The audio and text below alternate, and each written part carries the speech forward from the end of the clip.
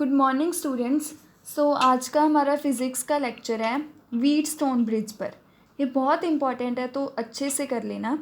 तो Wheatstone bridge क्या है, ये किसने प्रपोज किया था? ये एक साइंटिस्ट था व्हीटस्टोन, जिसने ये सर्किट डायग्राम दी थी।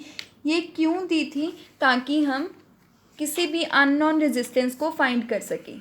अगर किसी रेजिस्टेंस की वैल्यू हमें नहीं पता तो उस रेजिस्टेंस की वैल्यू फाइंड करने के लिए हम क्या यूज़ करते हैं? Wheatstone bridge. तो व्हीटस्टोन ब्रिज क्या होता है? इसमें बेसिकली आपके पास 4 रेजिस्टेंस होते हैं, जिसमें एक रेजिस्टेंस होता है जो वो अननोन होता है, मतलब उसकी वैल्यू हमें नहीं पता होती है और हमें उसकी वैल्यू फाइंड करनी होती है। तो हमारे पास 4 रेजिस्टेंस है P, Q, R and X। इसकी डायग्राम है जो यहाँ से देख लेना अच्छे से, मैंने बड़ी कर बनाई है थोड़ी सी। तो क्या है, इसमें हमारे पास 4 रेजिस्टेंस है P, Q, R and X। जो आपके पास P एंड Q रेजिस्टेंसेस हैं, ये दोनों आपके पास इसकी वैल्यू फिक्स रहेगी, मतलब इसकी वैल्यू कभी भी चेंज नहीं करेगी, फिक्स ही रहेगी। जो हमने पहले दे दी वही रहेगी, कभी भी चेंज नहीं करेगी। और जो आपका R रेजिस्टेंस होता है, इसकी वैल्यू चेंज करती रहती है कि कभी 2 ओम हो गई, फिर वेरिएबल रेजिस्टेंस है ये, इसकी वैल्यू चेंज करती रहेगी, ठीक है। और जो आपका एक्स रेजिस्टेंस होता है, इसकी वैल्यू हमने फाइंड करनी है। इसकी वैल्यू हमें पता नहीं है, इसकी वैल्यू हम फाइंड करेंगे किसको यूज़ करके? व्हीटस्टोन ब्रिज को यूज़ करके। तो डायग्राम में और क्या दिया हुआ है आपको? गैल्वेनोमीटर दिया हुआ है। गैल्वेनोमीटर का क्या काम होता है? गैल्वेनोमीटर यूज़ होता है किसी भी करंट की डायरेक्शन को फाइंड करने के लिए, कि अगर गैल्वेनोमीटर नीचे की तरफ डिफ्लेक्शन शो करेगा तो इसका मतलब है जो आपका करंट है वो B से D पॉइंट, मतलब नीचे की तरफ आ रहा है करंट। अगर इसने नीचे की तरफ डिफ्लेक्शन शो करी तो करंट की डायरेक्शन क्या है? नीचे की तरफ। अगर इसने ऊपर की तरफ शो की डिफ्लेक्शन, तो इसका मतलब है आपका जो करंट है वो ऊपर की तरफ है।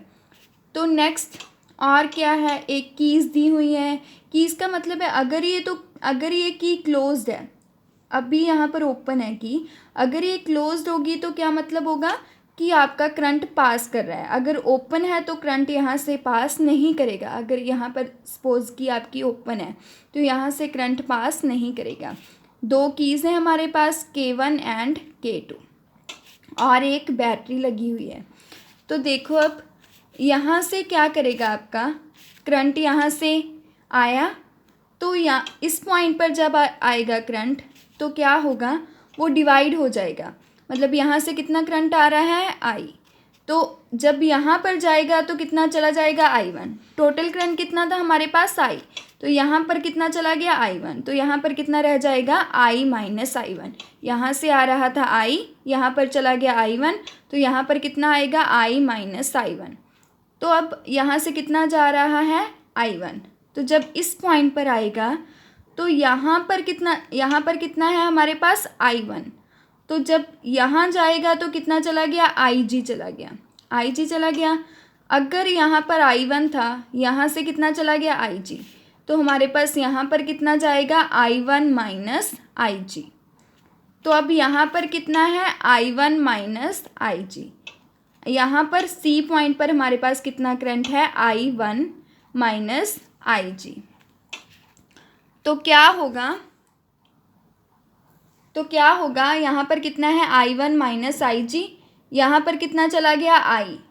अगर यहाँ पर I चला गया तो यहाँ पर कितना बचेगा? I minus I1 minus IG। तो अब हम नेक्स्ट देखते हैं कि आपका करंट तभी फ्लो करता है जब आपके 2 पॉइंट्स हैं जो उनमें कुछ वोल्टेज का डिफरेंस हो। मतलब अगर यहाँ पर वोल्टेज थोड़ी सी ज़्यादा हो, अगर यहाँ पर वोल्टेज थोड़ी सी कम हो, तो इन दोनों पॉइंट्स में तभी करंट फ्लो करेगा अगर यहाँ पर कुछ ना कुछ वोल्टेज का डिफरेंस हो। मतलब सेम नहीं होनी चाहिए वोल्टेज आपकी A और C पॉइंट पे। अगर सेम है तो करंट नहीं फ्लो करेगा।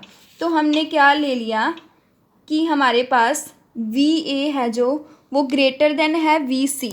मतलब जो आपकी वोल्टेज है A पॉइंट पर जो आपकी वोल्टेज है वो ग्रेटर देन है किससे? सी पॉइंट पर वोल्टेज है, V A is greater than V C. अब नेक्स्ट है in balance condition. Balance condition में क्या होगा, जो आपका बी और डी पे जो वोल्टेज होगी वो सेम होगी, मतलब आपका क्या होगा, V B is equal to V D. अब अगर वोल्टेज सेम है बी पॉइंट पे और डी पॉइंट पे, अगर वोल्टेज सेम है तो करंट फ्लो करेगा ही नहीं।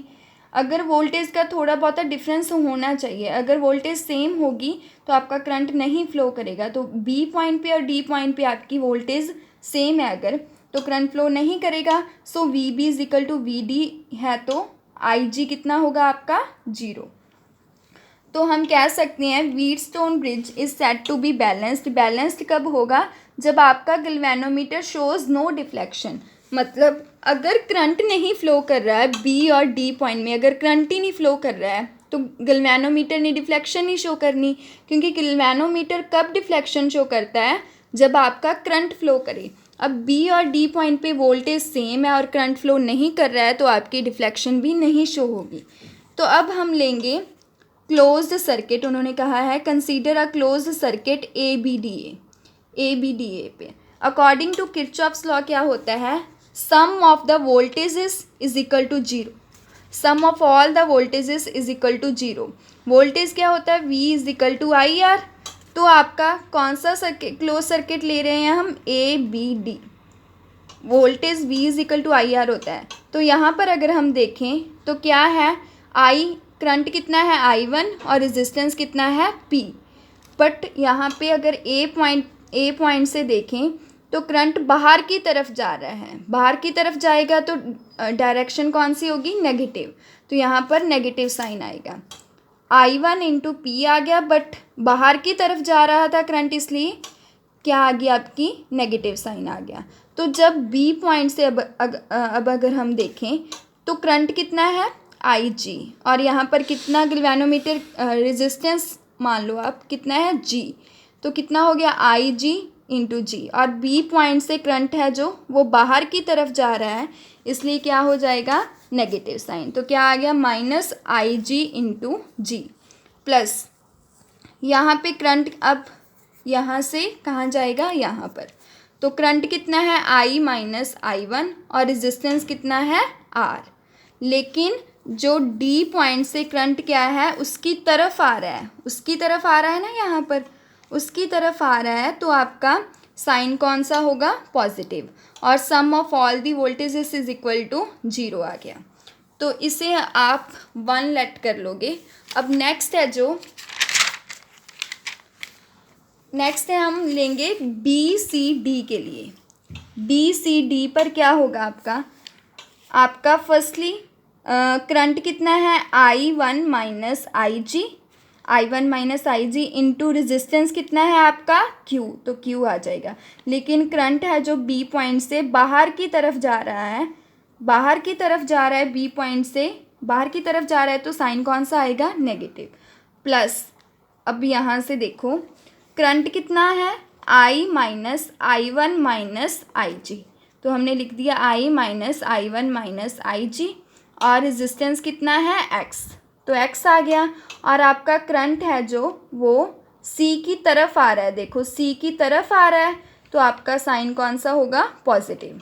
प्लस अब यहाँ से देखो करंट कितना है, क्योंकि हमने कौन सा लेना था सर्किट, बी सी डी, तो हम ये तीनों लाइंस पर देखेंगे वोल्टेजेस। तो आपका करंट कितना है, आई जी, और इंटू क्या आ जाएगा, जी इज इक्वल टू क्या आ जाएगा, 0। अब बैलेंस्ड व्हीटस्टोन ब्रिज में क्या होता है कि आपका आई जी इज इक्वल टू 0, हमने किया ही था यहाँ पर, आई जी कितना होता है, इज इक्वल टू 0। तो हम वैल्यू पुट कर देंगे, पहले फर्स्ट इक्वेशन पर वैल्यू पुट की, आई जी की 0, तो कितना आ जाएगा, माइनस I1 P, ये तो 0 हो जाएगा, plus I minus I1 into R is equal to 0। तो वही लिखा है मैंने, minus I1 P plus I minus I1 R is equal to 0। तो ये यहाँ पर माइनस हो रहा था, जब दूसरी तरफ लेकर गए तो पॉजिटिव साइन आ गया। इसे हम थर्ड इक्वेशन लेट कर लेंगे। अब फ्रॉम 2, इस इक्वेशन में भी हम आई जी की वैल्यू क्या पुट कर देंगे, 0। तो कितना आ जाएगा, माइनस I1, ये 0 हो जाएगा, minus I1 Q plus I minus I one, ये जीरो हो गया, I minus I one X plus ये पूरी की पूरी टर्म जीरो हो गई, इज इक्वल टू क्या आ गया, जीरो।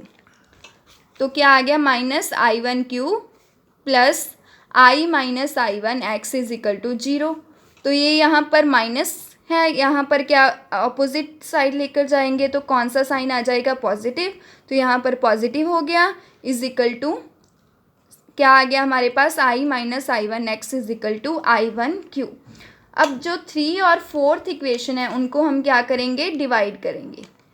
जब अगर डिवाइड करेंगे इनको, लेफ़्ट साइड को लेफ़्ट साइड के साथ डिवाइड और राइट साइड को राइट साइड, तो हमारे पास ये आ जाएगा। अब आई माइनस आई वन ये कट हो गए, यहाँ पर आई वन से कट हो गया, तो क्या बचा हमारे पास, P by Q is equal to R by X. यहाँ पर R बाई एक्स बचा और यहाँ पर क्या बचा, P बाई क्यू। अब इसको रिवर्स कर दो, क्या होगा, Q बाई P, यहाँ पर क्या हो जाएगा, X बाई R, रेसिप्रोकल कर दिया इसका। तो यहाँ पर R क्या है, डिवाइड हो रहा है, यहाँ पर जाकर क्या हो जाएगा, मल्टीप्लाई। तो x is equal to R into Q by P बन गया। सो हम x की वैल्यू अगर हमें पता होगा, q की वैल्यू और p की वैल्यू और r की वैल्यू अगर हमें पता होगा, तो हम x की वैल्यू फाइंड कर सकते हैं। तो व्हीटस्टोन ब्रिज किसके लिए यूज़ होता है, to find the value of unknown resistance that is x। तो हम इसकी हेल्प से x की वैल्यू फाइंड कर सकते हैं। तो ये था हमारा आज का फिज़िक्स का टॉपिक।